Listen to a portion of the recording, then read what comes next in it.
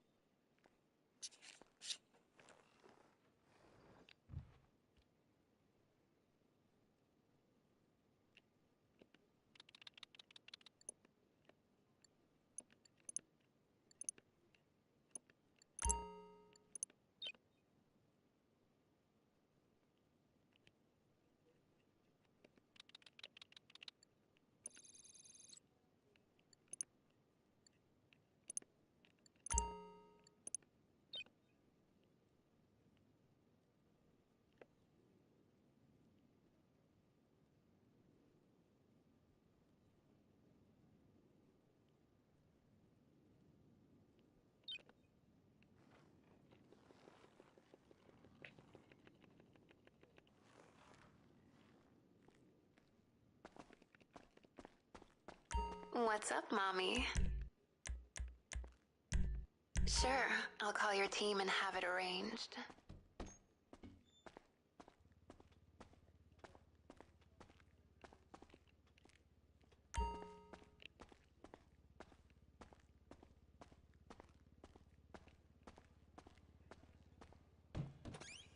Hi.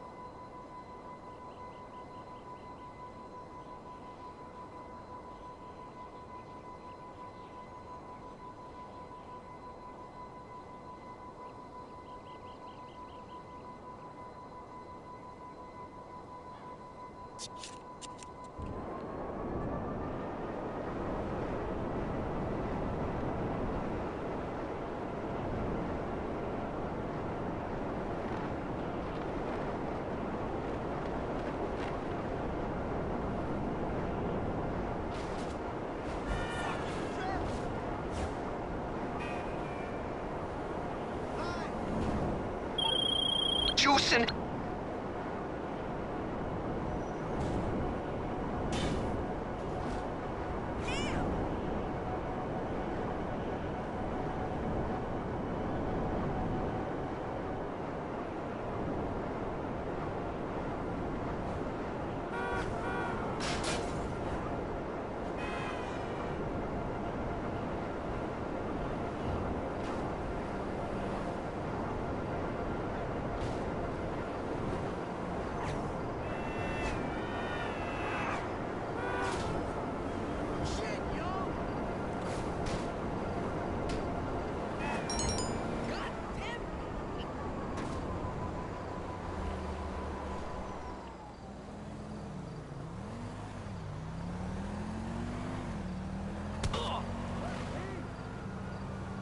Hijo de tu puta madre, piece of shit! You cannot bring mad chasing police into my store!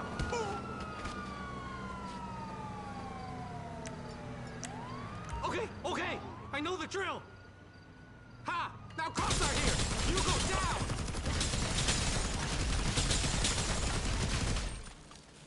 Right there. I swear this happens at least once a week!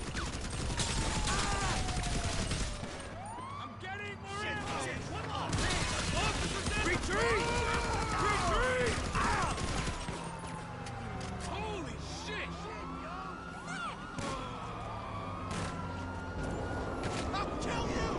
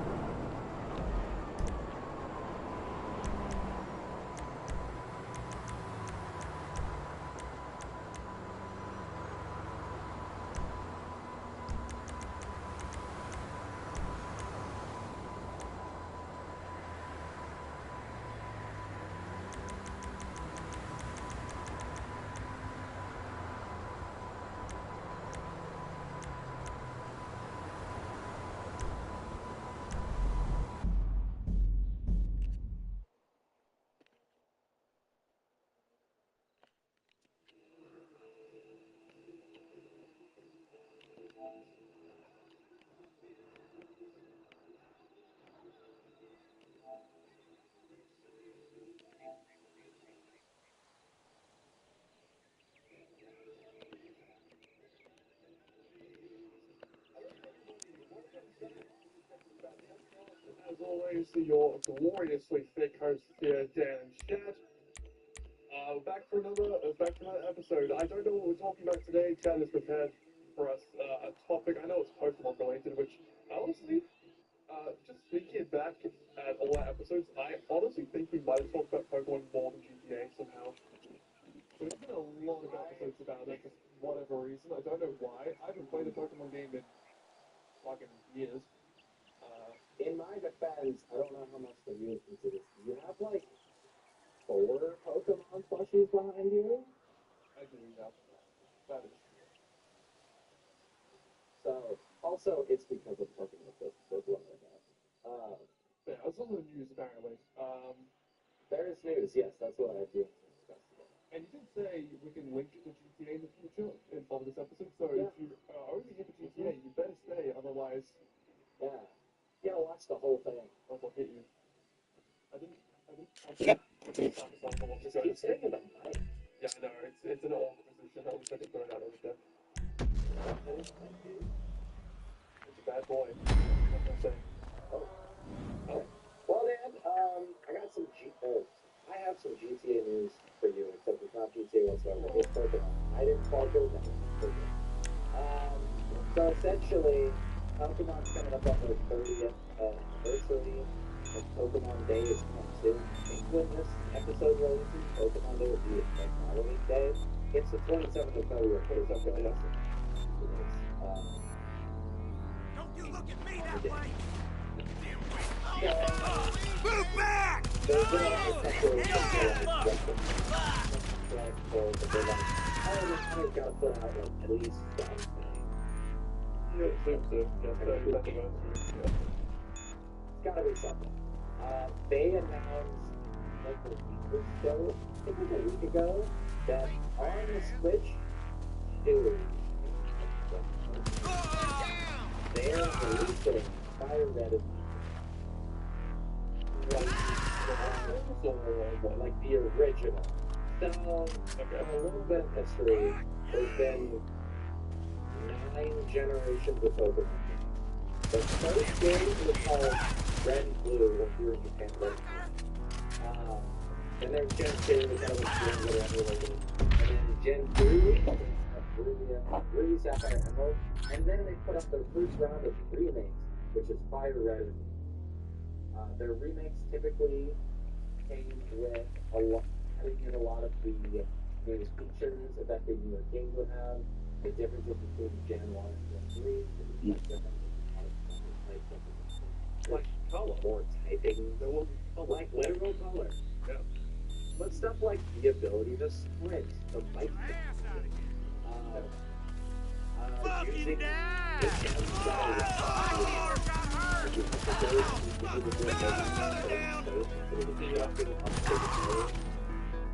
it's tiny, it's fucking great.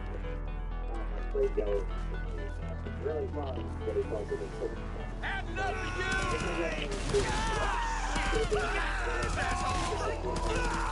you! To the first game, but it's a 3 take on the first game. It's mostly the same. Clear out!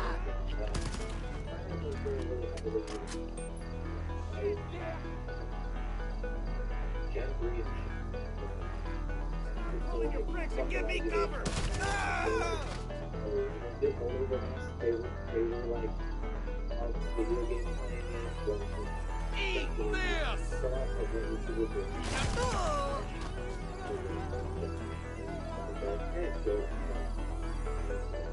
even though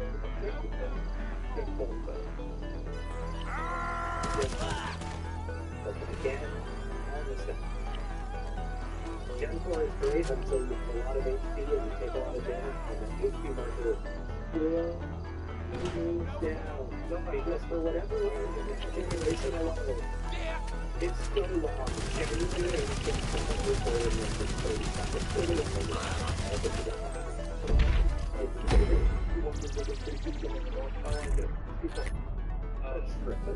Gen 4 is also Gen 4 is what I grew up with, and obviously Diamond Pearl Platinum classics, and then the remakes of Soul, was it Silver and Gold, Heart Gold, Soul Silver. Yeah. pretty Those common, are in my really opinion. I think most people would probably say the DS era, just in general, is probably the best era of Pokemon. But DS, like, You got one of them DS3, faces that need to 3DS, get hit. Yeah, not Let's really. go! We got a man down! Oh my God! That's Dead! Oh my sweet Jesus! You piece of shit! I gotta reload! Fucker!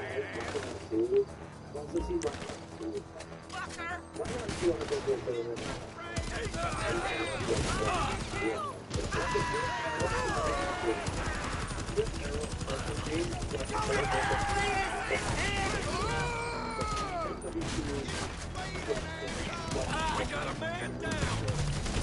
Screw you! You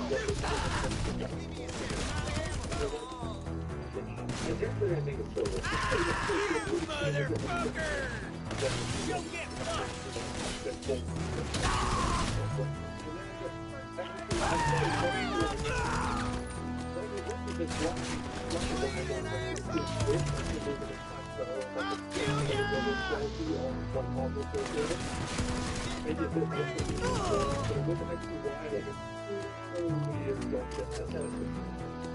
The game is starting to get a lot.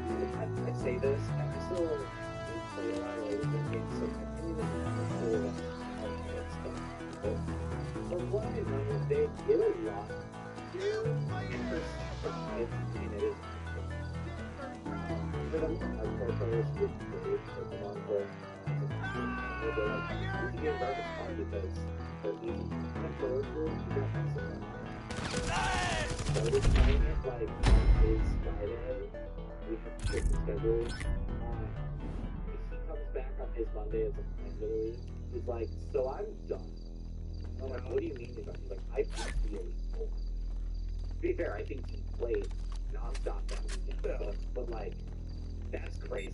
So that is that. You say that it's a game made for kids, but the thing is, a lot of us were kids when we played the older games, and they were still way more difficult than the ones are. I play them now. You know, it's kinda hard. Mainly because only about 10% force level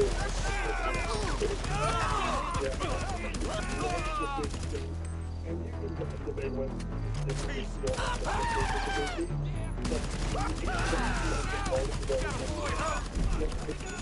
you get a kill with your first one, or the first one level up all the time.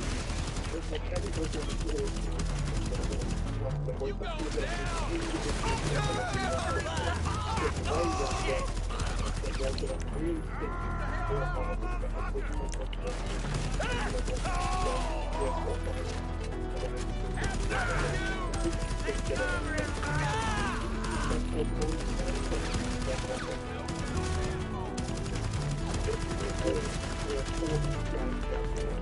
Here I come! I think it's a good thing. Gotta reload!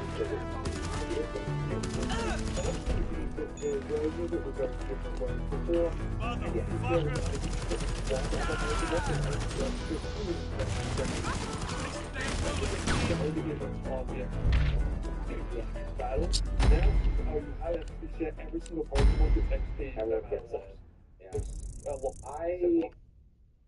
liked it in black and white where it's like you can still level your guys up a little bit faster because you have the XP share, but it's still like intentional. Like, all right, I'm fighting with this guy.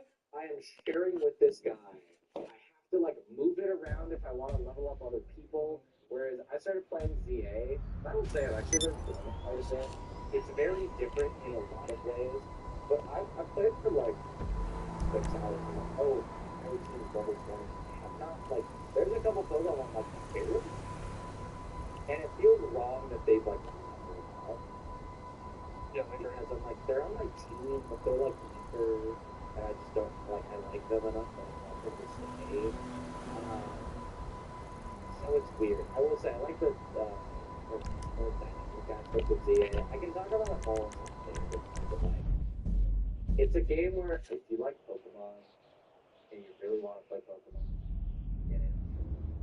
But back to the news. I read it for free. Got you. On the Switch. Digitally. On the Uh-huh. Hey, Mommy. no What are we physical. doing tonight? But feasibly you own it under the assumption that Nintendo keeps its digital. I think I've been reading a lot of Reddit comments about this because essentially people there's a lot of different opinions, so I'm gonna get to them in a second. But I think someone made a comment where they're like, yeah, a lot of people talk about how like digital, like do you really own it? They were like, I look back and I have like Wii U games that are digital and they still work and I can still use them. And the Wii U store is amazing whatsoever. So like, unless something changes, I think it's also sort of like 12 years from now, it's not making sense for I was still going at sure. But you know, a lot of people would like the physical game, you know, have like a collection and maybe in the future can resell it for a higher price or just I would say something. When you digital copy, it kind of gives you two breaks 30 years down the line and they're not in production anymore and you won't find them can't play the game anymore and you just give it to someone else to play. Whereas with like old cartridges, old PS2 games, PS3 games, you can still find them in circulation. Theoretically, you can still just like give them to someone that has a PlayStation if you don't find one yourself. But yeah, with digital, it's all just like gone. yeah. So again, a lot of display. So what they're doing is each one individually $20 USD. Okay. What are your initial thoughts on this? It's not terrible. I mean, like, the thing with Pokemon games, a lot of games of that level and genre, don't tell Nintendo that you intentionally put them. So you can always play this, but you don't hear that. Funny, but sorry. And you're a smart, yeah, but you can do that. You can play them on your phone or computer if you want to. If you want a more authentic experience on a console that I'm assuming they're like redesigning it more to some degree, because like obviously on the old Game Boy it was like a single screen, now the screen's bigger. I don't know if they're gonna like change some aspects of it to like make it fit the screen better or something. I imagine that they could update some of the maybe maybe they update some of the what am I thinking? Well, not graphics, but like not graphics, but the other thing is gameplay. Gameplay, like running power, speed, frame. Yeah. What's the type of thinking of? Gameplay? I guess. I don't know. I'm trying to think. Yeah. I don't know what frame rate with games are, or like lag in general, like that type of stuff. Yeah, maybe they optimize it. Yes, Yeah. that's the one. Maybe they optimize it a little bit more. Knowing Nintendo, they might not. But like theoretically, they could do that to make it a bit more worthwhile to get. $20 for that doesn't seem terrible to me. If you really want to replay the game, have it on a handheld console that's like up to date and like along with a lot of games, you know, different content. Looks like you've been working out. It's not terrible. If it was like $40, it'd be like a fucking rip-off. But 20, I think it's fine. I guess. Yeah, I'm reading through this just to make sure I'm right. So, to the knowledge of everyone so far, this release is soon, so it might be that something happens. It's essentially a port. Not even the way that like BDSP, really back was like essentially a port, but they did update it. They like changed the graphics, like they did do things with it. I think this is a little they took the code from a Windows 96 computer and threw it. That is the knowledge of most people. There are possibilities it has connection with Pokemon Home. It doesn't give you a little bit more validity. Pokemon Home is essentially a way that you can move Pokemon around within your system. I mean, I think they started with give it the ability to like bring in Pokemon like the games into it or something that could be interesting, but I don't know if they will. The only thing I'll say about it is that I think a great sport would be less egregious, probably would be more egregious if there wasn't games like Let's Go Hey, what's up? which was technically red and green remasters. Yeah, it's really kind of going like a Halo remaster. Yeah. In Yellow, you get Pikachu, but also Yellow is the same game. Yes. So, The only thing I don't get is that, like, to me, out of all the Pokemon remakes I've played, I think, like, objectively Cosmos will still probably the best. But in terms of, like, being more stylistically different, the Omega Ruby Alpha Sapphire are some of the best remakes in that series. They're so well done. They have like a 3D system with, like, actually moving with the joystick around, not just, like, up, down, left, right. Really well done. Graphics are really nice. That's what I was hoping they were going to do for Diamond Pearl remake, but they did this fucking cheap style that was not very good. If they really wanted to do a nice remake of the original games, they should go down that route rather than just like straightforward, in my opinion. But I don't know. It just feels like with the amount of resources the Pokemon Company has, with how little they're willing to do actual games in the series, you'd think they have enough time to like put a bit more effort into it. I mean, yeah. I agree. The general discourse is it's a wide spectrum because there are people who are like, this is awesome. Okay. There's always the people who are going, you can emulate it. Why buy it? And with those people, then I just kind of look at well, this isn't for you. Because if you were just going to emulate it anyway, you were never going to purchase it. But there's obviously people who are like, holy shit, $20 is great.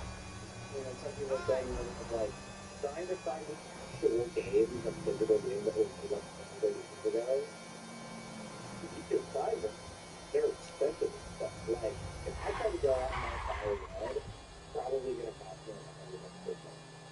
Yeah. I mean, look, my impression of it is like it's good to be better. It's like it is a lot of things. It's like it's like how I feel with Rockstar doing updates in GTA or like Mojang doing updates in Minecraft. It's still the bare minimum, but it could obviously be a lot better. Yeah. To be better, but at least we're doing something. I understand the emulating people. I just look at like the city tell you don't buy it. So I know, like I get it. Yes, you can emulate. You know. Okay, for me, the biggest issue I have with the Pokemon Company is the fact that none of the 3DS games are on Switch, because I never really got to play through X, Y, and Adventure when they had on 3DS. Why can't we not those ones? Like, come on. Like, They're the ones that have the least amount of action to my opinion. yeah. There are some people who also argue that Nintendo Online has a port to like NES to the Game Boy Advance game, and they're like, why don't you just throw this on here? I am fine if they didn't because you throw a Pokemon game on there and they go, well, I can't, own it forever if I stop having Nintendo Online. So it's like, there's two sides of that argument. I agree with like the 3DS game. I genuinely, I've been pretty good about finding ways to borrow and purchase it actually the older games and finally legit. I think just like the selling, I will be emulating. I'm so sorry. I should have done it. I'm sorry. I'm sorry. If you're listening, nothing. I'll probably emulate those games because there's no other way. Yeah, I never finished them, but I did emulate Pro Evolution on my phone for a little bit, because like, and the thing is, even, I mean, it's probably better now. When I did it like 5 years ago, the emulated the 3DS game was fun. Yeah. Yeah, it's just like a good I never got 3DS because when I was young, I just like parents, just in the 3DS, the DS was like big enough to go ahead and get it. And like the DS was still good. I had no issues with it. And then by the time I was like sort of old enough to maybe want those games, was like the Wii U that I was just get anyway. So like, I was already moving on to PlayStation and PC gaming and stuff. So there was not never a time when I could get them. Yeah. So those all generations of games that I never got to experience. I think that's just a big issue I have with like exclusive in general. It's just annoying the fact that they never put the original games on the that's what make us license money they did.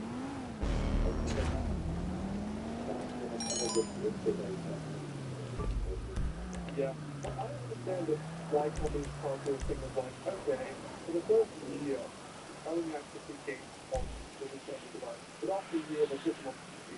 Like the PlayStation has done that with like the Horizon Zero Dawn franchise as well. So like Spider-Man, it's a way to still sell consoles for that exclusive for people who want to play it straight away and get like the experience of the day one gameplay. But then much later on, get some extra content by porting it over. And you can see the full price if you want to be shopping with most companies are. It works. Yeah. I know these funny buses up in Canada for the sake of like, it's a good game, you can get a lot out of it. I think there will be a lot of people who buy it. See what it is. Someone's going to come on this, getting started to good guys. I don't think that's terrible. I think if you've never played the game and you're more casual gamer, you're like, maybe that's not set up, but you know that for like doesn't have a PC and for something quick. I actually do think it's a great option to really like, that's probably not where I maybe consider it later, but like, it's The only thing I ever worry about it, that is that one, because it's straight form, I don't think you could do an exact direct one-to-one comparison like with other running Fortnite, because it's something that, I don't know what the graphics will like on people, but let's say it's like 128 bit, 64 bit or something, so it's fine when it's 314. It's not doing that onto the Switch, it's not just forcing it's going to look like that. So they need to do some like, AI scaling on something to at least to the minimum to make it seem more worth it than just get them on a story for your phone. Whether they do that or not, I think it's going to be the make or break of what yeah, we're not exactly sure how much definitely is being collected, but it seems like I think at least like I don't know. I'm not mad about the release. The game itself hasn't been like I just re-released the game, the Megaton with like this is cool. If they just re-release every single one of the games for $20 each, yeah, I would kind of feel okay with that because like $20 is in this day and age of buying games for $70, $20 is obviously, Come experience the excitement of the ancient art of rich people trying to be faster than each other. It's premier horse racing at the Inside Track. On the Switch, maybe some slight graphic optimization. So, Stuff to make it more quick. honestly, that would be a really good idea to consider. Like, if they're going to do that, I would want to grab on to play about the free play to play the game. See you later. I think that people get annoyed in this world, which is actually, and I respect it when people are talking about, oh, this is really good comparison, but $20 is great in comparison to a modern game where you're trying to buy it for the makes it a good game, maybe fun to play, some people who don't play it, I encourage it. The middle class, the people who are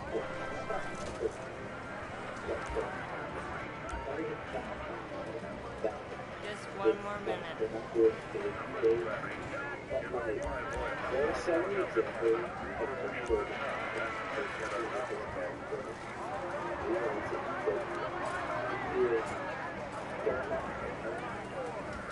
with some, like, I think we're like,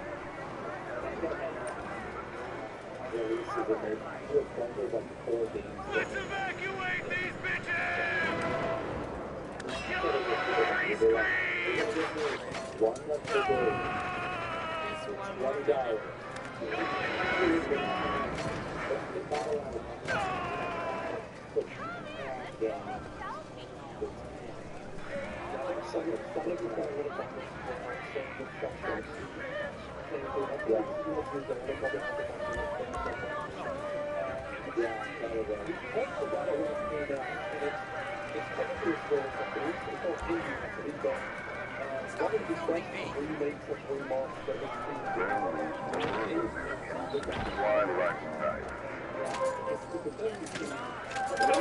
$1.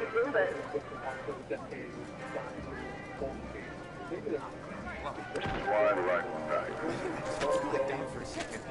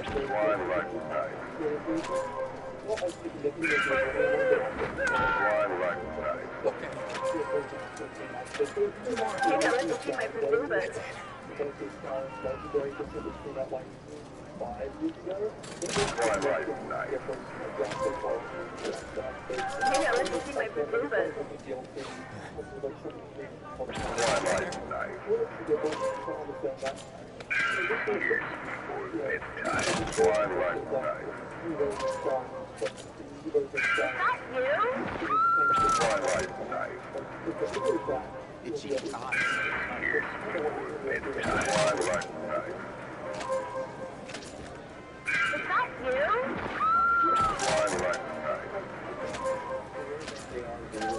Out in the graveyard?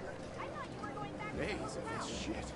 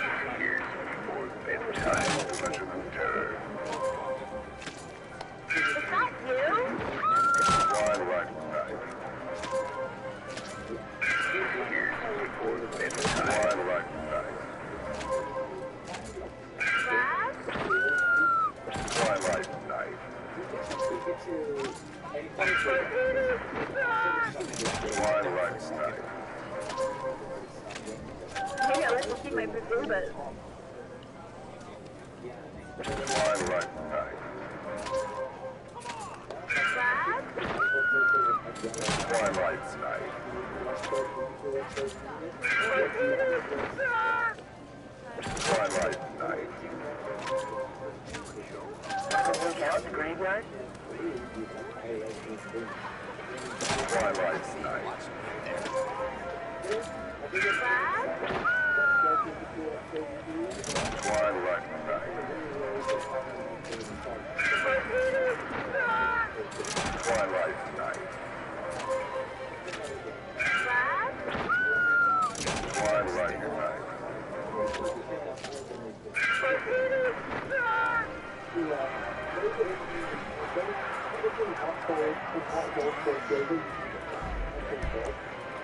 Also, those single pistol, so like, there's so much.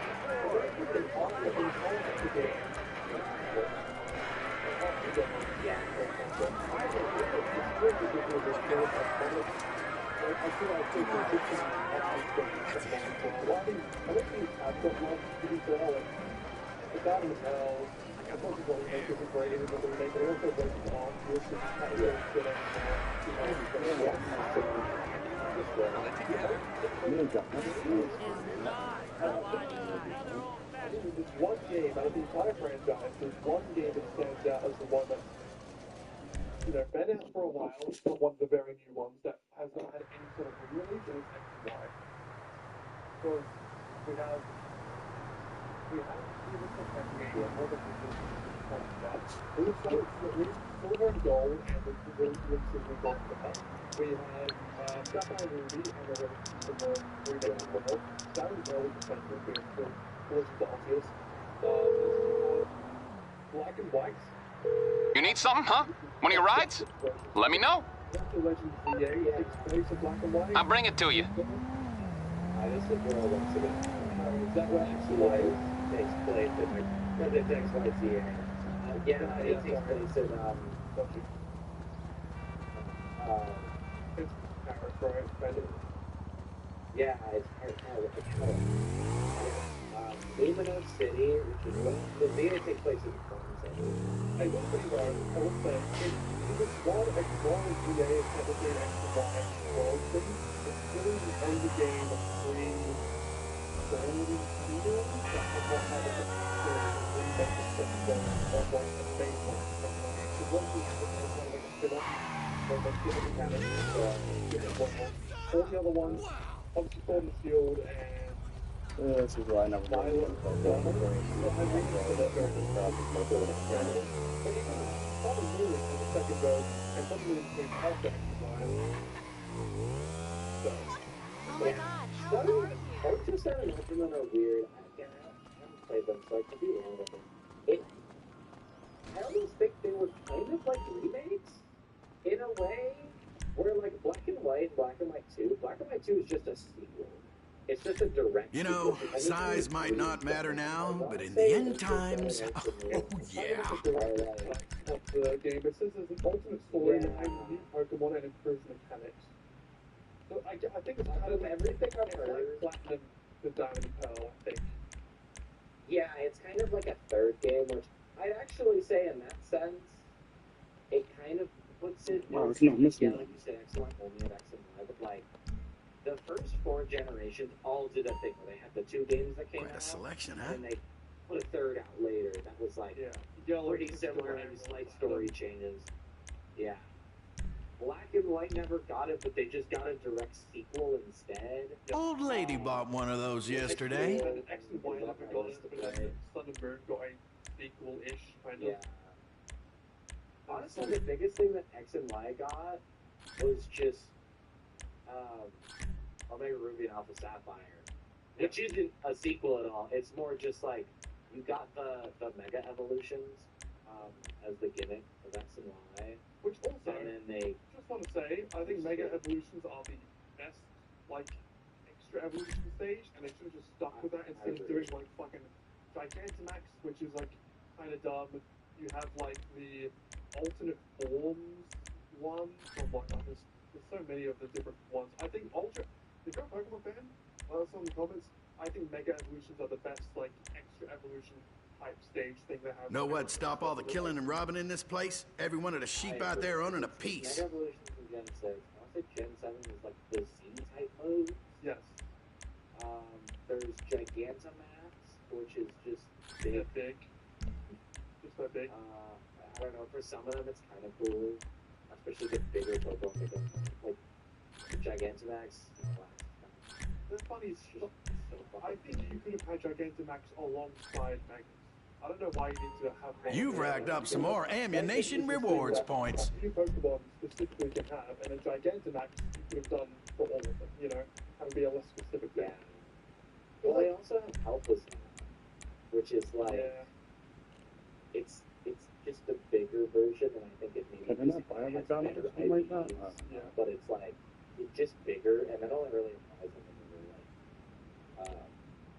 3D games, because if it was in an earlier game, it would just kind of look the same, because it would just be out of frame. Yeah. I don't know, to me, just there's nothing cool than like the Mega Lucario and Mega Rayquaza. Like, they're just sick. Yeah. But with Fire Emblem 3, I don't know, man. It's cool. It's like a step in the right direction. But it also has that, like, It's the X and Y puzzle thing. I said some of the Megas got it. Like, there's Mega Charizard X and Mega Charizard Y. I know there's a Mewtwo, Mega Mewtwo X and Mega Mewtwo Y. Yep, and the H1.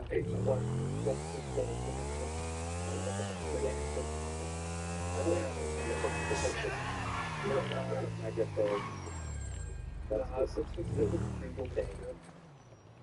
Yeah. I would currently agree it's a step in the right direction, but it also has that. It is what it is. You don't need me. Casual fans, it's awesome. Because if you're just not that into it, like you don't play that much, you're like, oh, I can drop $20 and I can play this game that like has a lot of content that is like well known and good. It's awesome. But for some of the more hardcore fans, I think I wouldn't wear most of this myself, I have to admit.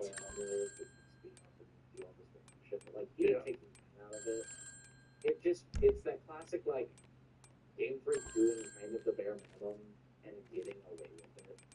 Okay, yeah, you know. And I think that's. Speaking on that, let's have a segment where we tell Game Freak how to do their jobs better. You know? So, there are, off the top of my head, there's two things I think Game Freak could do to make every single one of their games significantly better received. Better received by everyone pretty much. This so one thing is that the latest collection, for a if long you can time believe it. to fix the issue of, the veteran players saying this is too easy, is just have some sort of difficulty slider in general.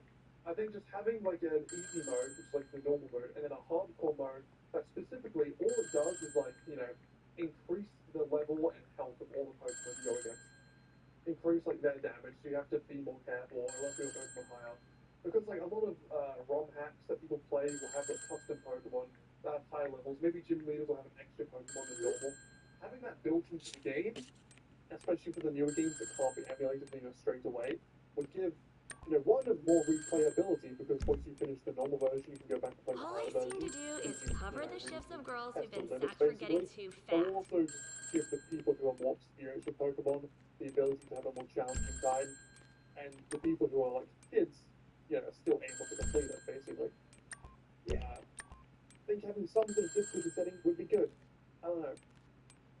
I'm okay with it. The only argument, and I'm not necessarily even for it, I want to state it, is some people go, oh, well, you can just make it harder for yourself by just, like, picking worse Pokemon, just, like, making it harder. But also, I don't know, when I play, even if I'm like, oh, I want to really put a lot of effort into it, there's a Pokemon I like. I want to fuck with it. Yeah, so this exact argument you used is an argument I cannot for the life of me stand. It pisses me off beyond belief. So I was talking on a second channel video, or even in a main channel video partially, We about just have the sizes on the rack, so don't bother asking. And about the idea of like, you can unlock the fastest money maker in the game within about 6 hours of gameplay, roughly, if you really speedrun it. And then from that point on, for the rest of your account, you never have to do any of the other like easy money makers. You just spam Tayo over and over and over and over and over again. You never have to do contact missions. Maybe you it never will have to suit do you the one day. CEO, like the vehicle cargo. All of that is pointless because you've already unlocked the best money maker in the game. And I got quite a few comments in the video. One really long one, like it was a goddamn essay saying like, this is your idea proposing restrictions to get I to this. don't usually stupid, dress like this. If you want They to make have us wear the a clothes. time and you want to, play with other content, you should just do that. The issue is that like with the human brain, with the way we interact with stuff, if there is a faster and easier way to achieve something, you are going to take it almost every single time. Like if you want to get, the Batmobile in GTA, the Vigilante, it's like 1.8, 2.5 million something. You're going to take the fastest route to get to that, no matter what. You just are. You can try and force yourself to do something more fun and slow for a while, but eventually you're going to be like, there's just going to be this itch in your head, like constantly nagging you, saying, there's a better way to do this, there's a faster way to do this. So you'll just end up doing that. If in a Pokemon game, there's no difficulty setting, but you want more difficulty, you're just going to resort to taking the easy way out the majority of the time.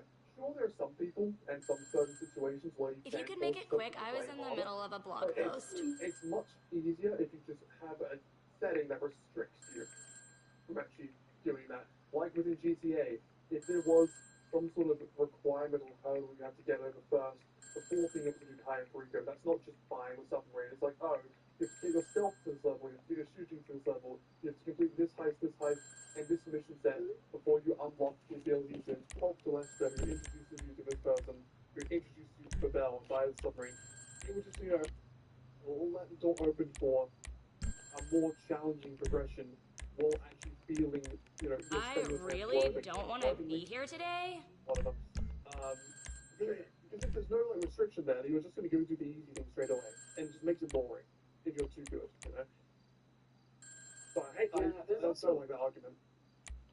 No, I agree in that I think there's a lot of flaws here. Like, yes, there are ways you can make it harder. There's a lot of people that run Nuzlocke, which, if you don't know anything about Nuzlocke, it's a way to make the game harder.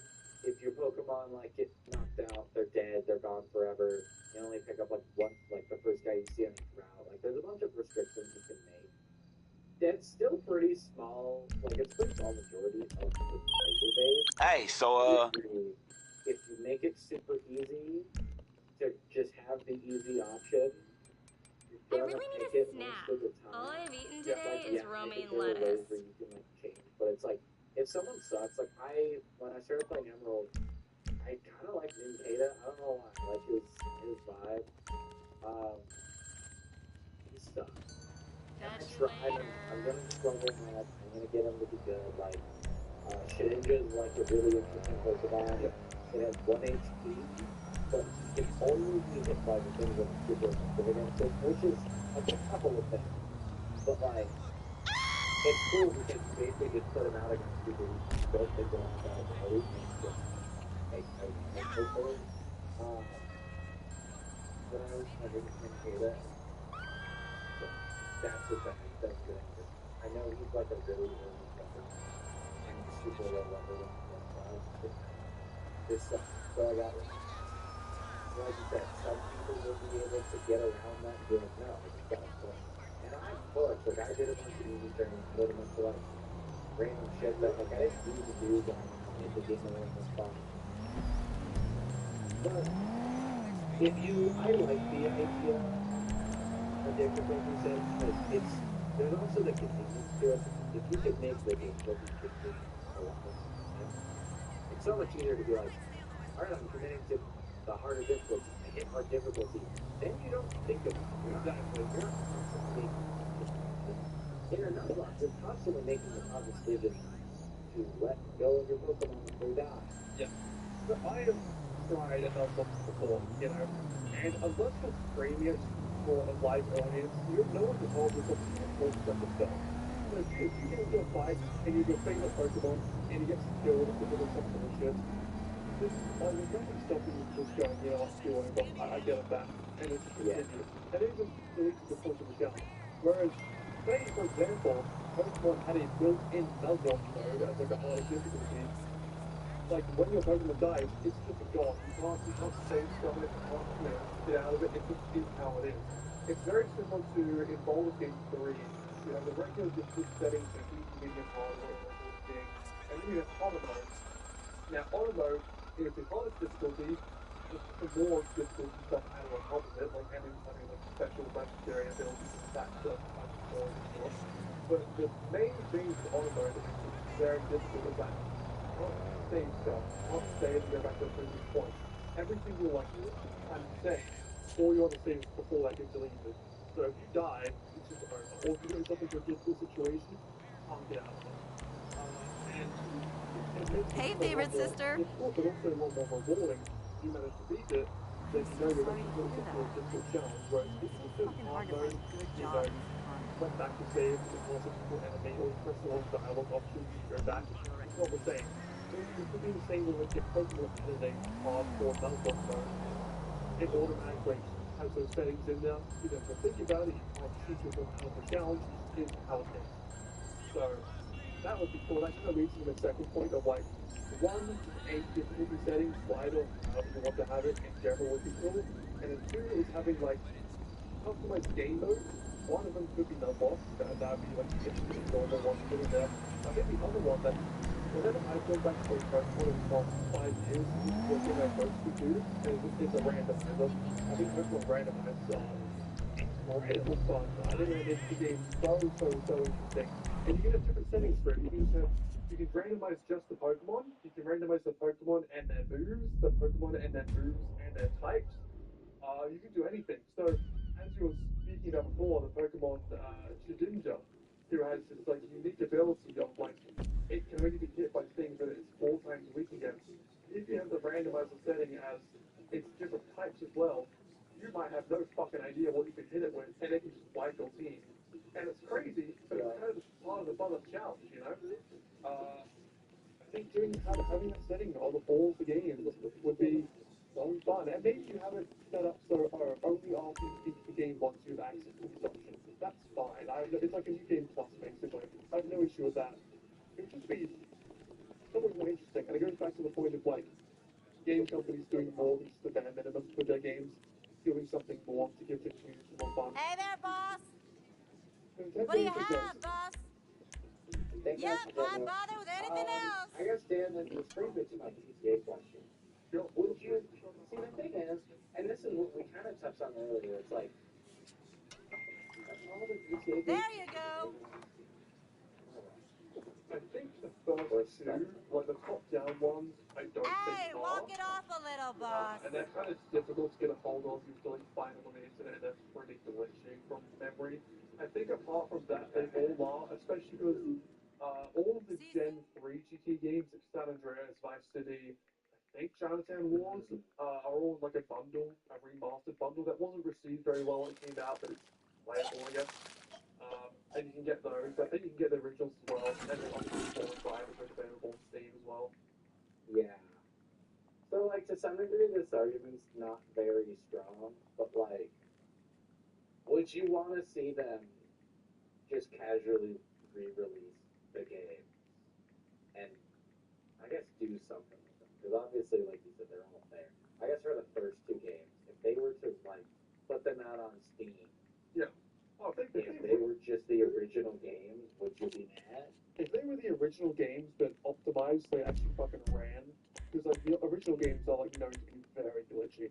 If they're optimized to be ran, and the first two games were on Steam for like $20, absolutely I'd buy them for sure. Yeah. Also, That's it. Honestly, it's also because I'd make videos on them, not because I actually can play them that much. well, But sure. like having the option is always nice. I'm not going to complain about having the option to do that.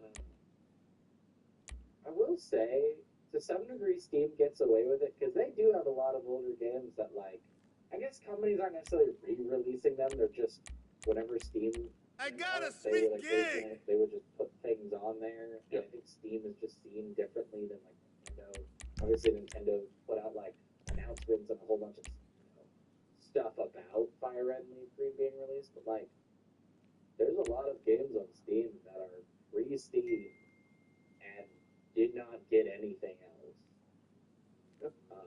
Get all the first two Elder Scrolls games. I think you either have to go to the website or you go to Steam and they're just free. Yeah, that's chill as hell.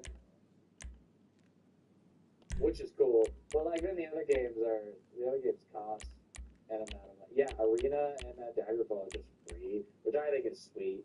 It kind of goes back to the same thing with like Nintendo. You could. I don't know. I don't know if $20 is a bad price. I mean, people also compare it to the. What I would expect, sorry, with like the re-release of the game of like old Nintendo games is like if you have the Nintendo like online subscription pass, like kind of like the Xbox Games Pass. Yeah. I feel like that would be reasonable to give those games for free if you're subscribed to that. And then if you end your subscription, then you don't have access anymore. I think that's a reasonable compromise rather than like flat paying $20.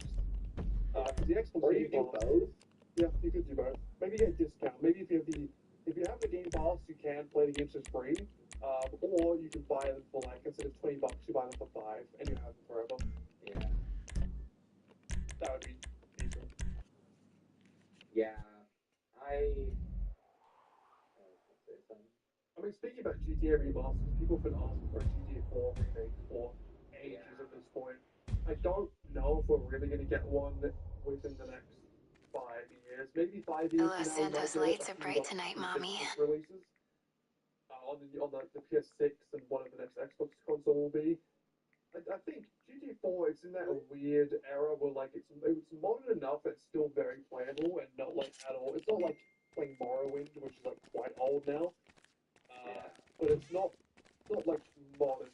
Like I feel like if you gave GTA 4 to like a modern day 10-year-old, they might struggle to click with it. It's a bit more janky. graphics are quite outdated compared to modern stuff.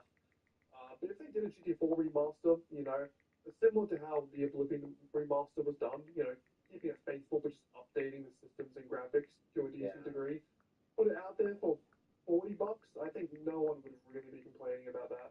I think it'd be a good thing for them to do. Yeah. And they don't even need to include like the online modes, just the story with the DLC. So it's like a base package for $40. I think would be good. No, I think it's all a good idea. That's the thing. Is like if you do something with it, I'm willing to pay like legit money. Like $20 is in a weird range of like. It's not bad. Like it's not that expensive, $20, but it's also like a $5 to $10 game. It's kind of a game that I can just look up on Steam and be like, yeah, let's grab that. Like I don't have to think about that, $20 is just kind of high enough where you're like, well, I want to play it. I don't need to like, get 100 hours. I want to. I think it's also it's kind of a long run of Nintendo being lazy. Like the ESP was seen as pretty lazy. Like, all three of the original remakes in that pirately created Ooh, yeah. Work it, mommy. Mega Ruby and Sapphire were all like, man, they took good games and made them like so much better. Yeah, or at least added a bunch to them. Like they add so much to it, and then it's like PDSP is weird because Platinum added a bunch to Diamond and Pearl, and then when they went to PDSP, they didn't take some of these aspects.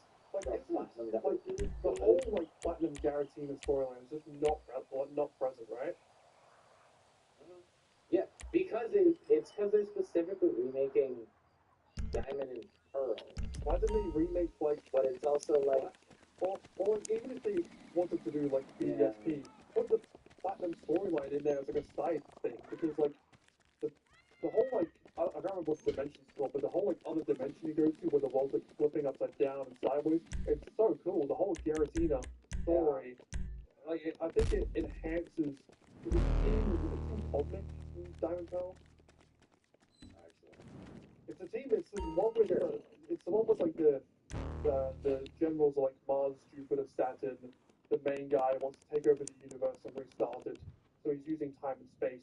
I think his whole story arc gets better with Garantina. I think it improves on the story of games, and the fact they just like with a remake they just take that away for no reason seems a little weird. Yeah, I still didn't figure out if it was Cosmic or not. Yeah, it's a weird choice to not, but I guess Heart Gold Soul Silver wasn't a Crystal remake, but Crystal wasn't bad. Like I feel like Platinum. Like What do you need, mommy? Is so much of a sorry. Sure thing, mommy. Gotcha. Where it's like, I feel like Gold and Silver.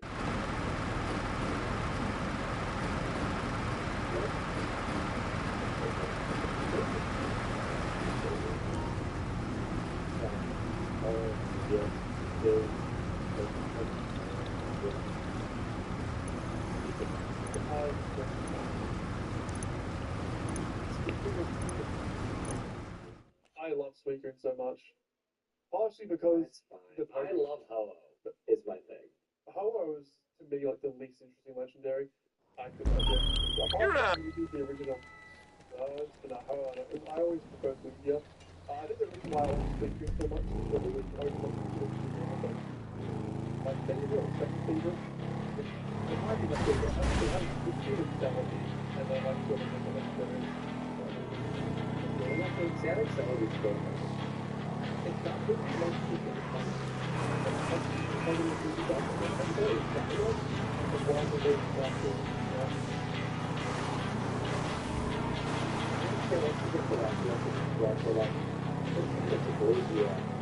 And it's like, oh, it's like, it's just, okay, it's sort of heavy to everything.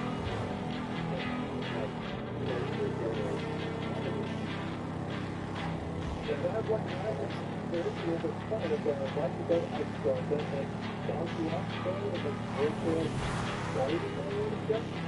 And then have like 12, and then they have the original thing. Yeah, I think that's it. Like, I just started ramping up because, like,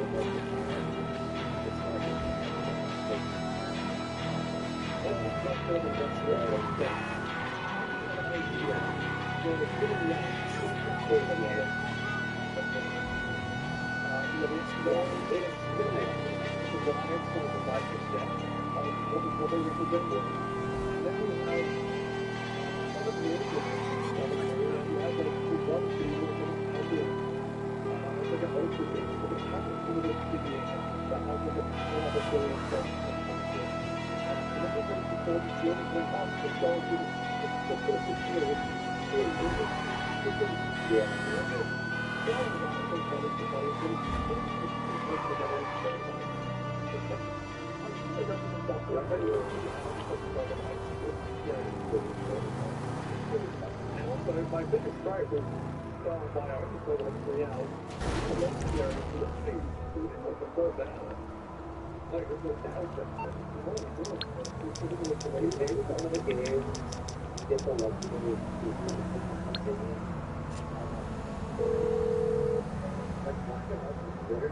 What you need, boss? Some wheels? I can bring them round.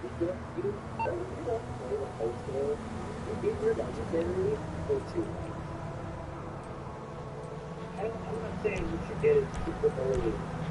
It's coming at you.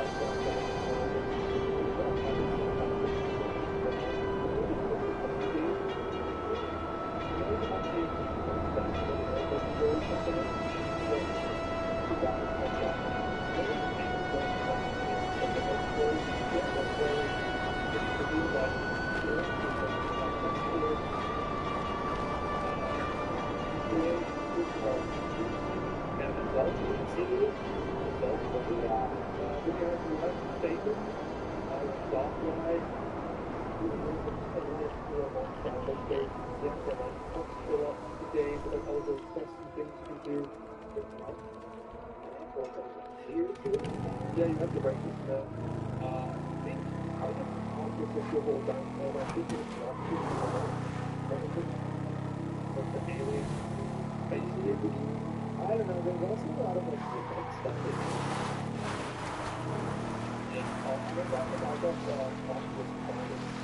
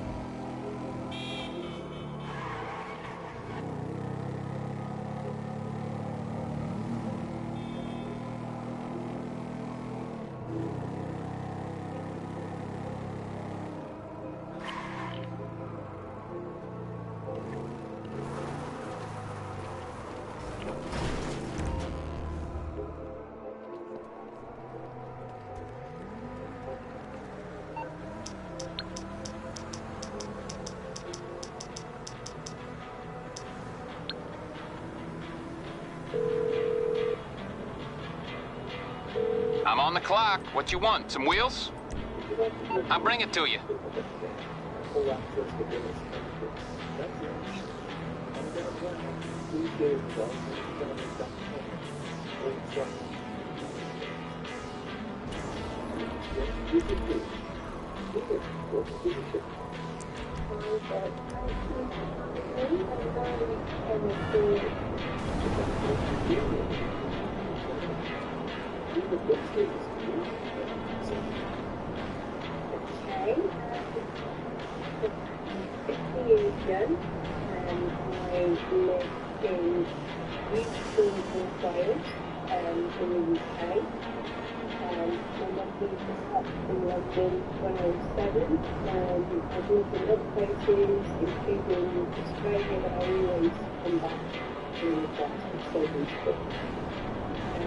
I clinical therapist, mother, I live on a really old roof. I've got access to matrix rooms. I've got a small step. 7 phones at home and weekends. I have a big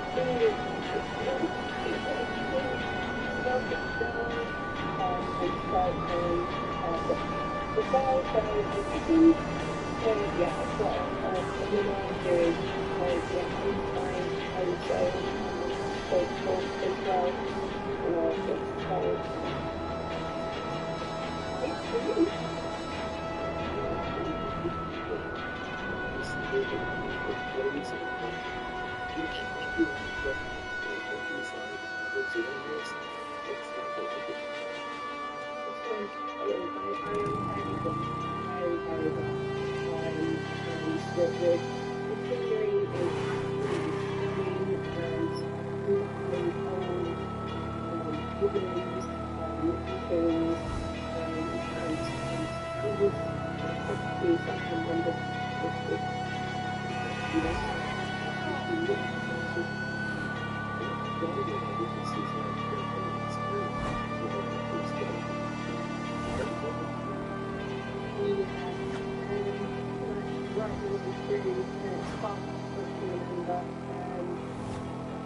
mother was quite spiritual, and so it was just kind of like supplementary really at school in the first period, and then probably when I was about 3.5, 4, we used to see boards, all sorts of things, and to me they were just quite real people, so I've had a lot of paranormal experiences pre the dogman experience, so yeah, that's very true. The episodes of the show do this. We got as I said about 3 months ago, I didn't came out the other time, and they said, yeah, I think we really people are really saying it's a pretty community. Yes, it's going to be also experiences all the time. I said, yeah, it's people can see the difference to get back to No, I think the customer connected to it. It was a very good friend of mine that put me on to actually that suggested that I get in contact. And to be honest, I listened to probably only a couple of episodes before I messaged you. So I didn't want to kind of listen to anybody else's experience before I really just to get to tell you yourself from my own viewpoint. Yeah. Okay.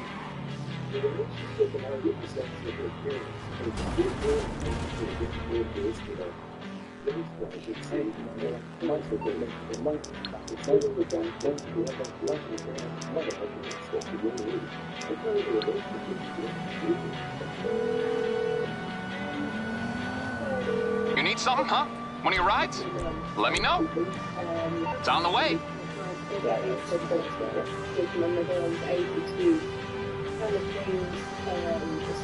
paranormal experiences that you could kind of second nature.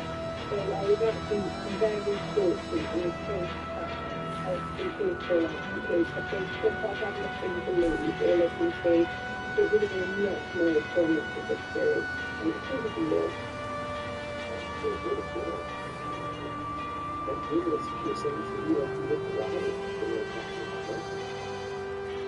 She's good. She was a bit of another star.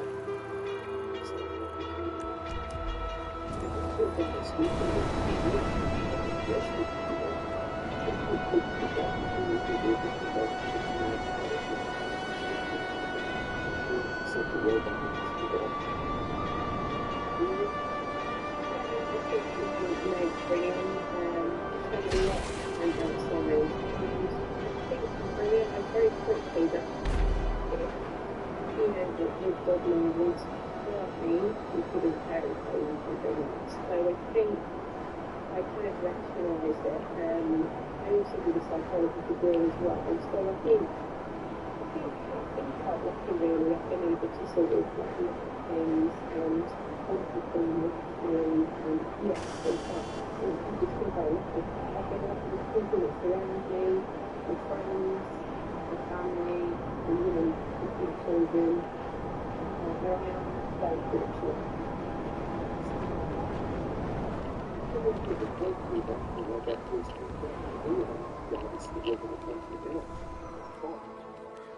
Over the country still when you do it, and all these experiences still have you all there. So, I would say I moved to London, in London, at in my life. I have lived in Australia and again in Sydney.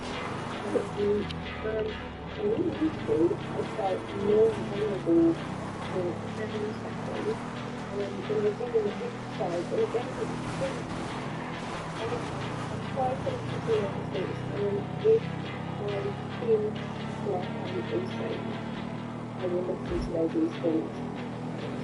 Okay, whether it be in the city or in the country. So I really love being outside. I'm a very tidy type of person. I understand everything you said. It's really helpful. Just here, if you think about it, you guys people have about 200 years ago, that are the whole building. The original building stuff. I actually wasn't very far from where I had my experience. I did some research and found out that approach from horses was classified by what was described as werewolves, and it was actually called a times. You know, the film times, so it was, you know, it's way over the time. So most people have to think, and it took me that locally to work through about it. And it was on something more than it was to pass the whole thing through. So it was very desolate and very scary.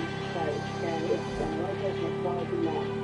I'm not driving that, usually just driving to the field like that way.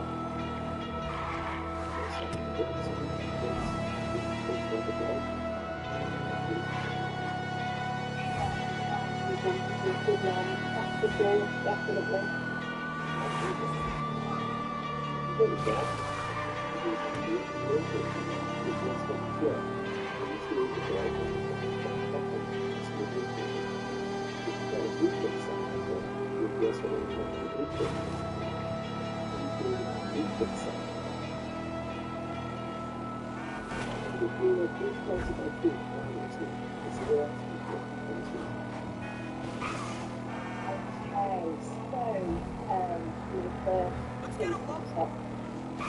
When I was about 16 in the top, it was late July, it was summer, it was hot summer, and it's 19 degrees.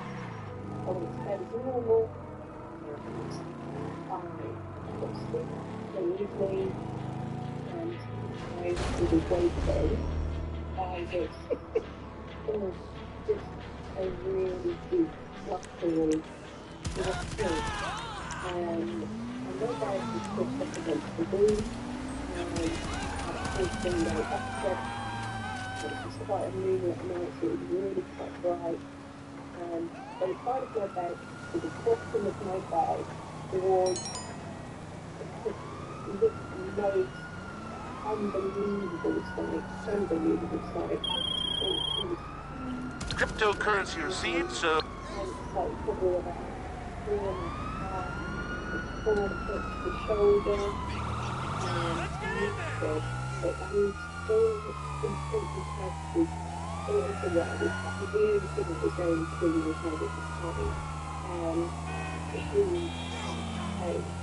It was really, which was pretty much all of it. It was quite sad, very mobile, and just the coach was very, again, stark, quite cold. He looked quite, for want of a better word really, he looked quite mangy. So his fur was quite hefty. And he had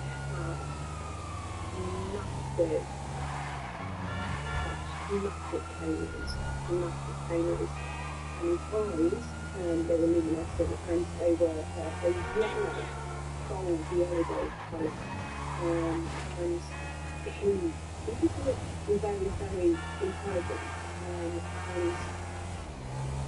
he was like down from the shoulders down to the haunches. He had massive haunches that looked healthy and ungainly and broad, and his voice looked within the hind and kind of stuck out and very long and elongated. And the same went for his front legs as well. They were very long. And it sounds so mad, but his front paws weren't like paws. They were almost like the long fingers, like fingers with massive claws on the end. And he was just sat there looking at me. Ready for some real excitement? Bet on the ponies at the Inside Track, the premier horse racing lounge at the Diamond Casino and Resort. I was screaming.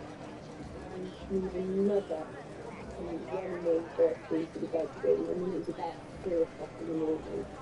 He came bursting in, and it was a crazy thing about it. He just before she got in the door. And I would have thought it was a night terror or a nightmare. Had she not said to me, I couldn't have this god-awful smell, and I just broke down and told her what it was, and he took me downstairs. How can I help you? And here are your shaking, and obviously I couldn't go back to sleep. But the diary about it was like 4 days before that, I would say, my bedroom was completely lit up with this extraordinarily bright light. It was a bright white, green light. It was so bright, and it woke me up. So that happened 4 days before he made his first appearance. So that was the first time that I saw him.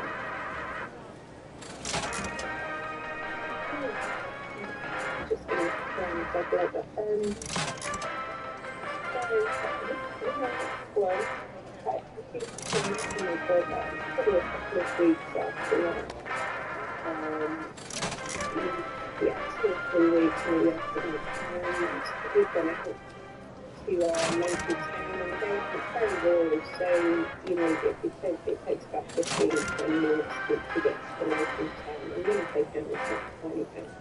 So we've gone out with some friends, and we've been home, we've at night, and when we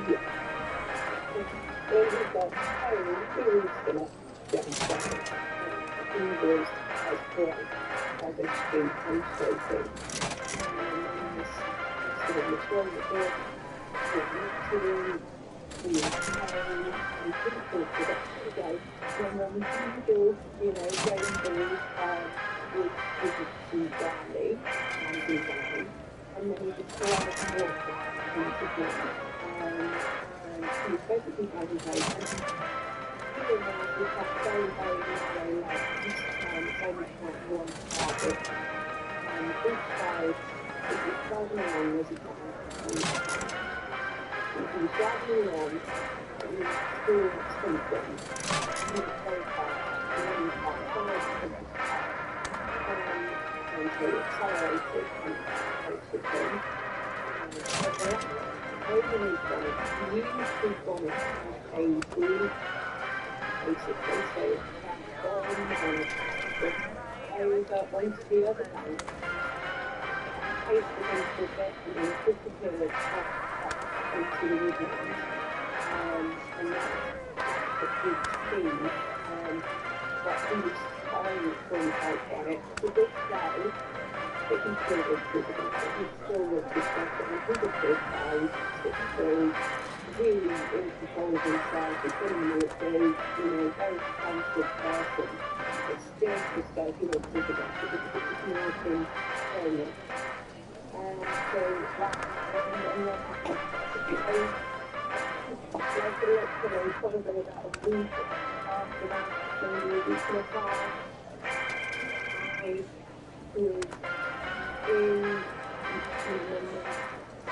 I was in cottage, and I could hear that there was a big rock stone and I was turning the change at the business to see what's going on. And we get fire animals, you can always tell them something side to something by the way they look.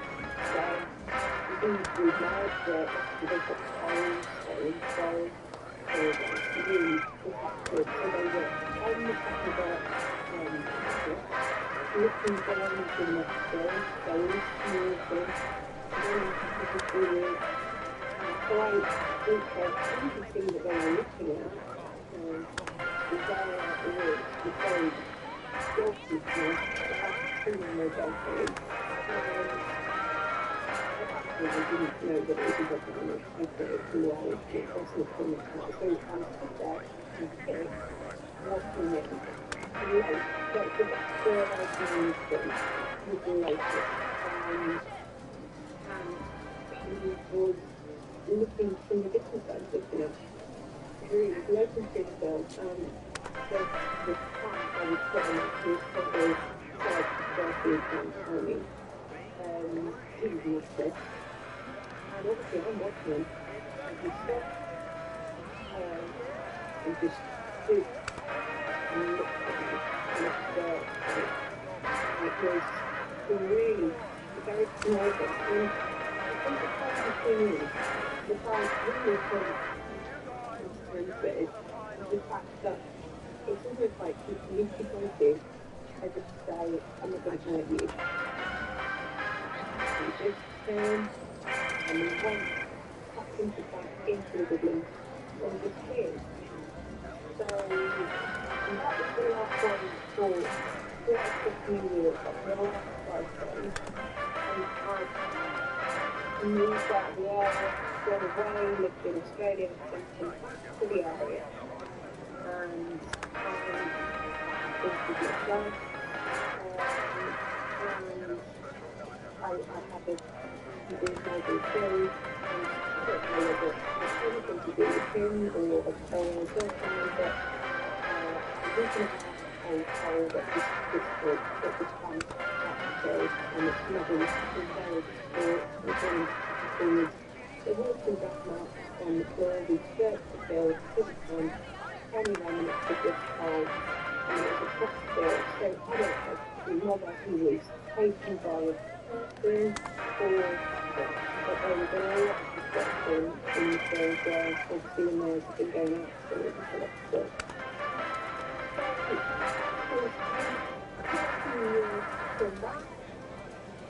Now we have moved to the old property, which is one of the oldest properties in the Vale, and me and the daughter were sat there on pictures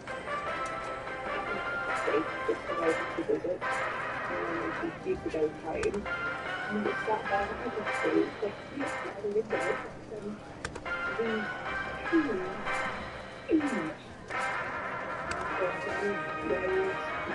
we were at that point, we did still put the day around, really. The window, she looked at me, and then she didn't just see that. So actually, we got real, and nothing's real. Yes, we could go over, we didn't go over, because the other next day, obviously, what happened to the larger, the tree.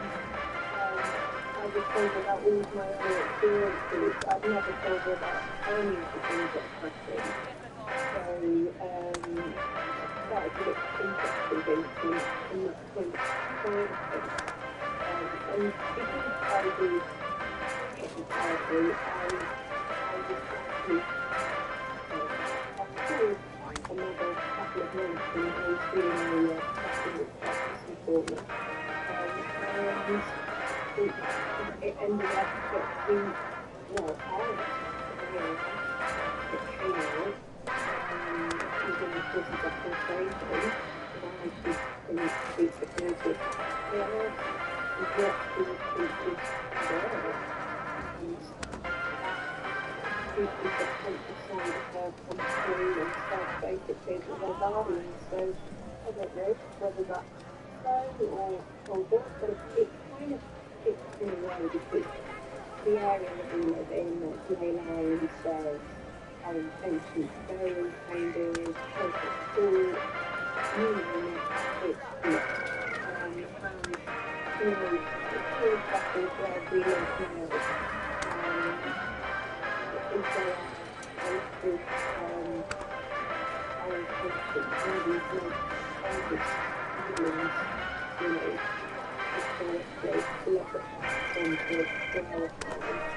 And we've had the weekends on Lily, so like daylight, early light, and the 2 days, and then the week here.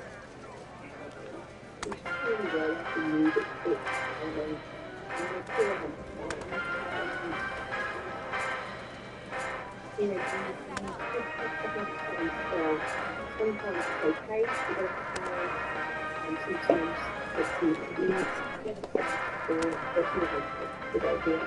This the Woodlands, we're talking about is I can't any of my horses past there, they won't go past that part because they will literally turn around and bolt. There's nothing else to get any of the horses past it. I can't even go just past it, they won't go past it, they will literally go past and run home. They will just bolt home. So I don't try anymore, and there's one time that myself, a big friend of mine and my partner, we had been to this ancient woodland,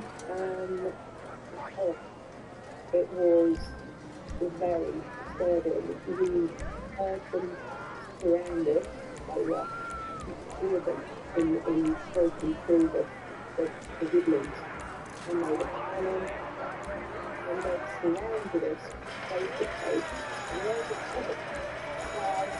in my head, because I've gone completely black, not just instruct, but complete commission and messaging at this time, but that means to say words and said out aloud, like, we knew no harm, we solely trespassed, we were leaving, we were going. So, there was space that we between one and this, and then literally within a nanosecond, it was on the right hand side of us. So we just got out of that woodland very quickly, and we've not gone in there since. And I just advise drivers, really, that it's their territory, not mine. There's obviously something in there that they're protecting, so that's fine. We just leave them to it. And the last thing to happen only happened a couple of weeks ago.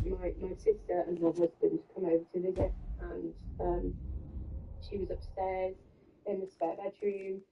The Los Santos lights are bright tonight, Mommy. In the kitchen. This is a very big house. It's a very big house. We've got attic rooms, then you have another level. My sister was in one of the guest rooms on that level. So she was up there. We're all downstairs.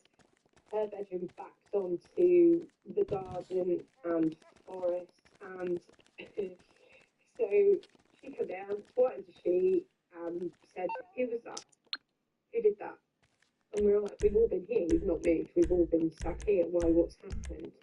And she went, "I've just heard the most awful, guttural growl ever, and it was coming through the window of the back garden, and it was was it one of the sausage dogs, or was it one of the sighthounds? And she was like, no, I know the difference between a normal dog growl. That was not a normal dog growl. She said, I thought one of you was doing it as a joke to frighten me. And he was like, no, Work we've all it, been, mommy. yeah.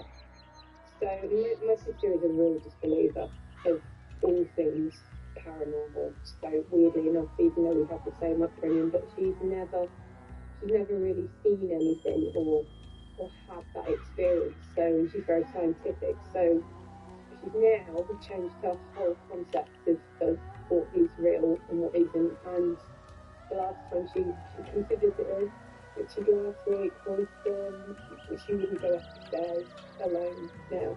So yeah, that's all we're up to. And they just surround the property. You can hear them howling at night, and that's fine. That's fine. We just kind of get on with it, really. Yeah, that's about all you can do. Considering how your sister used to be such a skeptic, after she had that experience upstairs that night, is she interested in Dalton now that you told her about your experiences? She's more of a scientific mind, so I think she is of the belief that it's not paranormal. It could possibly be another species or something that's been released into the wild, let's say. So she doesn't think they're paranormal. I don't think so. I think she thinks they're more, real life. A lot of people feel that way. How about you? You've seen dolphins so many times. What do you think they are, Peter? I am erring towards the side of paranormal, supernatural, only because the one that I saw just disappeared so quickly. He vanished when he was there. Next week he wasn't. And I do think that because of the places that I've seen them tend to be very old, ancient sites that have, druid type, influences. I think that's what they are. But I do think that obviously they can manifest in a solid body. I think that they can go through portals, and I know that sounds absolutely crazy, but I did have I actually forgot that one, but I did have an experience where I was younger again, and was riding over. It's an old Roman road, and I could hear and glimpse a dog man in the cliff. It was like a cliff and forest, and it was up there growling, feel and watching, and there was, for want of a better word, it was like a shimmery kind of space, and I that's what makes me think perhaps they are coming from different portals into our time and then going back through. I don't know. I really don't know. But I think the one that I saw or have been seeing and the ones that are here, I do think that they are not, clean flesh and blood. I think these guys are something supernatural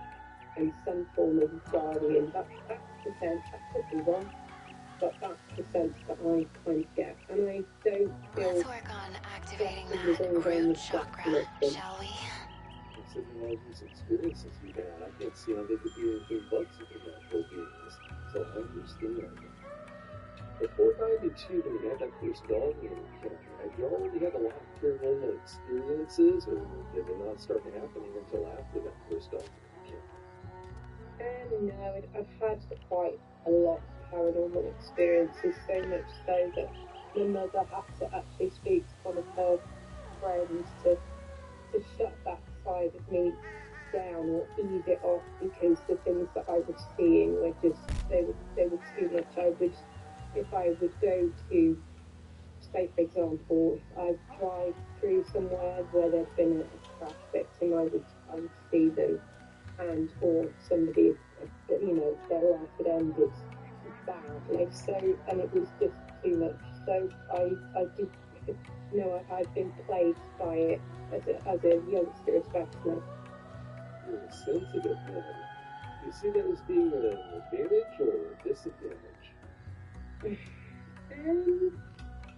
I don't know really. I mean, I would like to say it's an advantage because, you have an open mind to things, but sometimes it can be a disadvantage because you're wide open to all kinds of different things.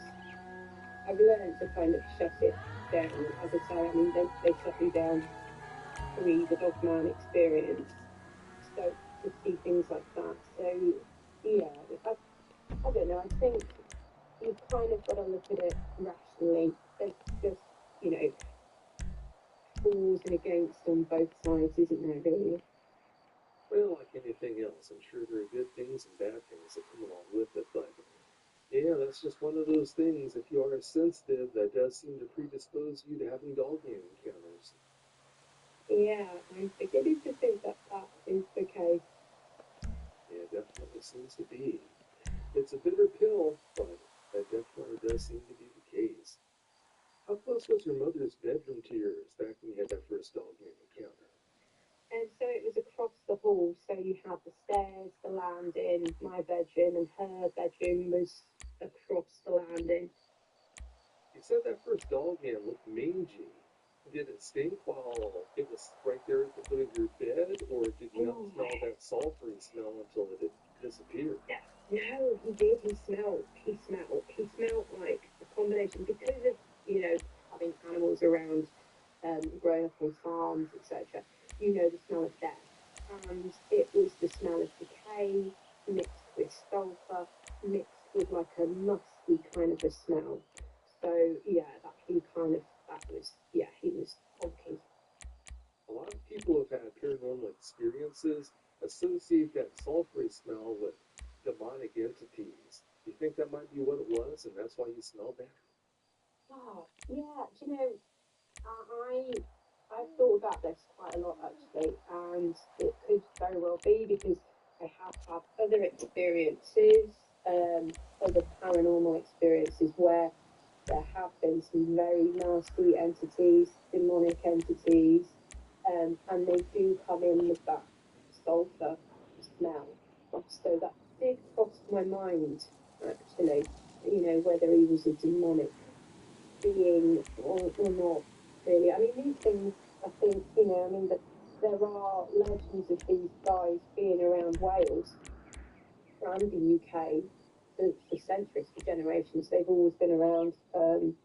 We have, I can't remember what the Welsh name for them is, but they've been talked about for centuries in Welsh myth.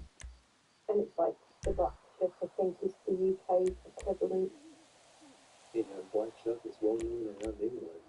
I know exactly what you're talking about. Has one of the coping mechanisms you've used over the years revolved around the fact that these guys have been able to harm you if they would have wanted to, but chose not to? Yeah, I think that is the big take home for me, is the fact that he could move like that and just disappear. I've seen him, as I say, in the field when I was younger. It's so massive that had he had wanted to harm me, all these guys are hanging around here now. If they wanted to harm me, my animals, my loved ones, I'm sure they would have done it. And I think as well, I think because I try to look at it in a logical way as well. I mean, I did do some more research, and what actually kind of landed on my lap actually in my 30s, where some information was recovered about. Remember, I was telling you about the carriage over the moors. Well, that was the site, one of the sites where there was a tribe, apparently, Celtic tribe, and they were known as the Wolfhead tribe. Now, whether that was because they had wolf skins or whether they were actual dogmen, I don't know whether we will ever know, but that was an interesting piece of the story. find really to sort of support that. So if these things have been around for centuries, I kind of think that there would be a lot more, we would hear a lot more surely about them harming people unless they do it on the quiet. I don't know. So, yeah, that's my thought process in coping with it. And obviously, I'm a mother of a young child. So if there was any real danger, I wouldn't allow him to go out and wander around the farm. Hey there, boss. Quite happily. Drink I do there, boss. tell him to be careful and to listen to his intuition. One near But, perfect scotch I coming do up. get the sense that they mean us harm as long as we listen to them. You mentioned the kills. Celts would don bear skins to try to intimidate people that they would fight. And of course, berserker, bear berserker. That's where the I term think you've berserker had comes enough. from. Up So I on. wouldn't put it past them to don wolf pelts as well. Try to get an edge against people that they're fighting against. I bet you that's got a lot more to do with it than it being like a cynocephaly type situation, whereas actually creatures with human bodies and wolf heads. Yeah, probably. It's just another interesting kind of bolt on for those like me that are kind of quite fascinated by Soon the myth only and clubbing legend. we'll do will be on a But computer. I think in a real logical way, if you're looking at it scientifically, it probably was. Because back in the day, then they did have wolves in the UK. Scotland, Wales, England. I mean, obviously we don't now, but back in the day they would have. So yeah, you are probably 100% correct there. I bet you could wonder that's what was going on. Yeah. As you were watching that dog man at the foot of your bed that night, was it giving any indications that Just need it to was find a about to man that pounce will on shut the you, fuck up or for 2 How seconds. drunk was I last night? Whatever. How many laws did I break? No, it was just as though he was just sat there I don't remember anything about a swimming observing pool me. filled with rum. I didn't get the sense that he was going to jump on me. Wait, Just we got really the did the sense Eiffel that Tower he on a was chick? observing me and That's was pretty showing sick, me I presence. guess. And he was snarling at me. And that Cool. was, See you later, bro. I don't know whether it was threatening or it was just a display of just how, powerful he was. I really don't know. But I didn't ever get the sense that he was going to leap on me. He was just sat there like a very, like a big dog just sat there watching me intently. And, I grew up with Great Danes and Mastiffs, and I've had Great Danes and Mastiffs since then. And he was so much bigger than any of those dogs and so much more powerful as well. Poor thing, I can only imagine the thoughts must have been going through your head. And speaking of that, your bedroom was obviously well lit by moonlight that night. You had a bright moon out. Did you ever see the expressions on his face? It gave you the impression, or at least now, present day, give you the impression that he was getting a kick out of seeing the fact that it had frightened you so much. Yeah, I think so. And I also think he was looking at me like I was an experiment, and he was just fascinated. He looked fascinated. Like when a dog tilts its head, he had that kind of movement when he was moving his muzzle, and he was lifting his gums, and he was just looking at me very intently, tilting his head, and that dog kind of looked with intense interest. So yeah, probably he was enjoying the fact that it's fear, isn't it? And obviously there was a whole load of fear coming off his mind, and he was probably getting a sense of something from that. Well, I'm sure he was. Unfortunately, that's what these guys can do. What was it really with his hand? I think he just he didn't do anything more than until they were just in with him, flat on the floor, the front paws and the hind paws. He didn't move. He was just literally his head that he moved. Those pieces that I want to do it, I just want to do it by a single. He doesn't have to remember like the gorilla, for example. No. Yeah, they were long. They were ridiculously long. That was the weird thing. It just didn't look right. They weren't, of course. you know, these were like mobile. That's the only way I could say they were mobile. And behind, they were almost, and they just looked very bizarre. Balls as well. They just, yeah, it's great. It's good. It's good. It's good. It's been years and years of being able to do this. What people think to say his hands were? Wow. Cool. So I would say with a large amount of times two and massive, massive things. And then you've got claws on the end as well. But they were huge. However it's going. Probably about 2-3 inches. 2-3 inches. What more can you tell us about those squirrels? They were like a semicircle, and you know how you have, they look sharp, but almost like a cross between a cat and a dog, if that makes sense, but rounded. Do you understand what I mean when I say they were rounded? They look sharp, but like a cross between a cat and a dog. They look like they could retract weirdly as well.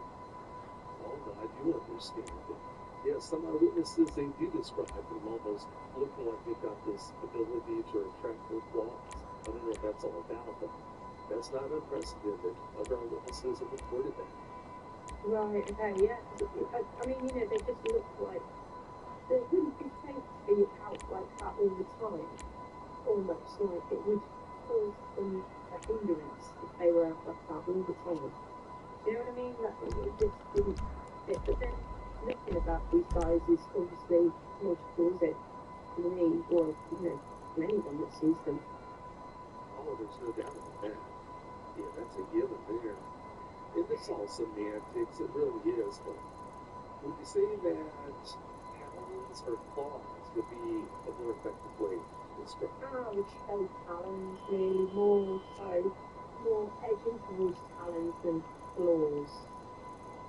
But again, it's almost like they're a hybrid between the two. They, you know, and probably kind of go back in their memory banks, that's what I would say. Like, they don't have dog claws, they don't have dog nails. They were, you know, very black. What's the changes in the language for you that first experience? In other words, did you say you were very concerned about their safety? I think the thing is, one of them was a very new nonsense, actually born in the Bobels kind of person, and you know, she was very, you know, black and white, and obviously I've seen so much growing up with the whole paranormal thing anyway, that I think she just thought, oh, it's been nothing wrong with her, you know, please paying a visit, and you know, she basically, it was just because that's what it is. But after the rumors, when, you know, it became evident that something was wrong in my brother, she never, you mentioned that now, she never really worried about it, bizarrely. It was just, you know, you just get on with it. You just have to get on with it, be careful, but just get on with it. Because getting yourself in a lot of cases around that time of sheep being mauled as well. So, you know, it maybe she thought it was you're not the one that's here in my bedroom, but you're the ones that maybe thinking that there was on it, and I think you kind of like maybe logically put that down to the fact that it had something to do with the wine, and then, you know, maybe leave the name and then she said it's got to be clear. And if you have to, it was a dog funeral or something like that, it's all over places, not the one in my bedroom. I think she probably put on it.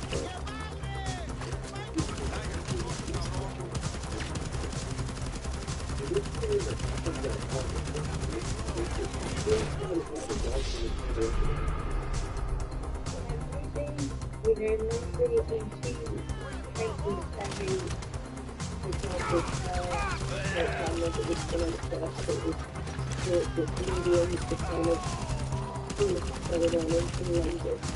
So it wouldn't surprise me if we've seen something at some point that we could thought about this time. So we stick to the board she did tell you. She had concern for sure that it was I could understand that she was right. Makes sense. Just understanding in the bedroom and what she did. Did she see the incident believe you when you told her what you had seen, or did she take her time to come around to accept what it was? No, she believed me, but I'd say I think I was quite interested because there was so much in the movie before about it, other paranormal things, but, you know, it was just, yeah, she just believed me, which is why I was quite fortunate, really. Yeah, I'd say definitely were. She said that she didn't seem to be worried about your safety. Did she ever do any things to try to console you, to make you understand that it was going to be okay and that you could go to sleep and still come up? No, again, my mother was one of those people that was very so, you know, she obviously, because of the spiritual aspect of it, she'd be like, you know, around yourself, quite right around yourself, you'll be fine. Go to bed, it's just not, don't worry about it, it can't harm you, it's just a manifestation, and that was it. There was no, she wasn't very, like I said, very strong character, who just didn't, you know, she wasn't scared of anything, or possible. She was an absolute legend, so Something that's concerning. And of course, she had steely nerves, but that doesn't preclude the chance that, considering how you were a kid back then, that she might have tried to help you get over it, even though she could handle something like that easily. That doesn't preclude the chance that she might still be concerned about your ability to do it. So, that's why I was wondering about that. Your encounter was infinitely more traumatic than your brother's encounter. Why do you think it is that he's still so quick to identify as a killer, while even with all these encounters that you know so well? I think because things that have locked it away and just think on it, think about it, look at it. And again, he's a lot like your sister, he is very scientific, logical, and he wasn't really, you know, having seen enough things as a kid. So again, I just think his brain is going to take more effectiveness.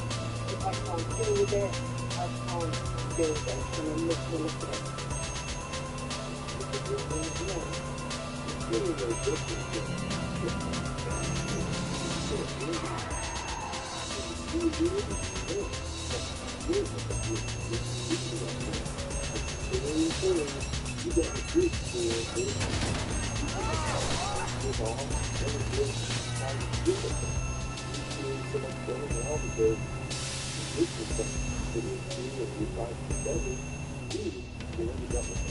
but I could be wrong. I'm sure that's what's going on for some people.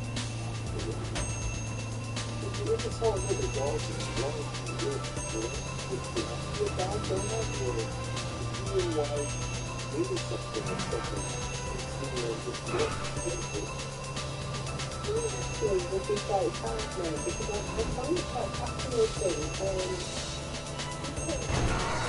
Strange ways you still, you know, it's quite honest to do these table things because they're not in everybody's unit, not everybody sees them. So I used to start getting to another one. But again, I'm not silly enough to think that, you know, I can just go out there and everything's going to be hunky-dory. So, you know, again, it's important to respect people and I feel carry on respecting. So, yeah, I would just want to put the feelings on everything. For a lot of people listening, that might seem like a stupid question to have asked you, but there are a lot of eyewitnesses in your situation who have been around. They too would feel something was missing. Having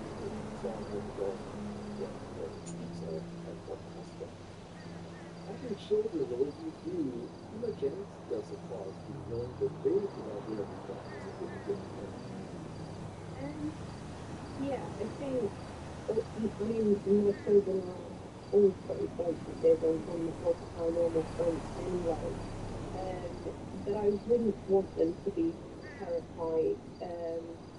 My oldest daughter, obviously, when she saw those two look out the window with me, obviously I was with her, but, you know, she wasn't a small child, but, you know, I think, again, I hope I've taught them to be respectful of everything, and I think as long as you handle things with respect and you listen to your instincts, I would like to think that they will listen to that and keep themselves safe.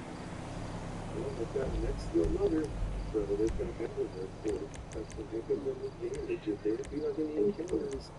They're really good hands, so it definitely doesn't hurt. Thank you, Beck. That's lovely. Well, you're welcome. It's kind of like it is. The freak out that night. How well has your daughter been dealing with seeing those two dolls run past your window? You think she'd benefit from speaking with me, or is she good? Yeah, she might do. I mean, she's incredibly. She's got a lot of paranormal things going on in. She's a channel actually, which is Wakey, not wakey, brilliant mommy. for her. But she's quite fascinated by them. But I think she is a bit terrified. She kind of shies away from the whole, you know, beasts for better word or monsters. So she's a little bit cautious about that whole side of things because it's enough when you kind of come into your own and you start seeing spirits and ghosts and stuff like that, which is what's happening with her. In fact, my youngest son, who's 12, and my oldest daughter, she's 31, so there's quite a big age gap, but they dream the same dreams on the same night as each other. If it's a particularly something's going to happen, and they will talk to each other, but they'll tell me their dreams and they are exactly the same. So they are both very spiritual, which can either be a hindrance or a blessing. So I think she probably would, it would be good to see if she would be happy to. Again, it's crazy, isn't it? It is something that you just think, wow, people kind of are accepting of like spirits and entities, but not so much this whole thing. So I will speak to her and see. Hello, I'll be back in a bit. Of course, having said that, there's no fresh